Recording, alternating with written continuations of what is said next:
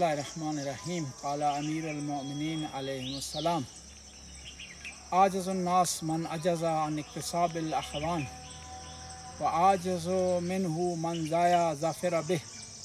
अमीरुल मोमिनीन इरशाद फरमाते हैं, सबसे कमज़ोर आदमी वो है जो दोस्त ना बना सके।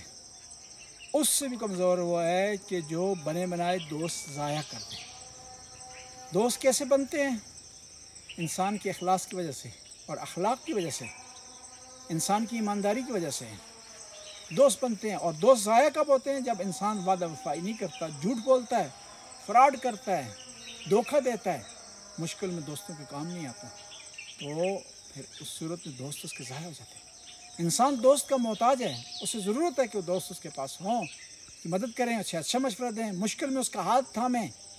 बस इंसान को दोस्त हासिल करने चाहिए और उनसे वफादारी भी करनी चाहिए, लेकिन दोस्त के इंतखाब में इंसान ख्याल रखे किस किस्म का दोस्त होना चाहिए।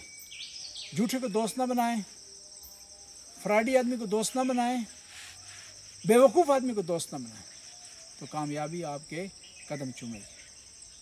अल्लाहुम्मा सल्ली अला मुहम्मद।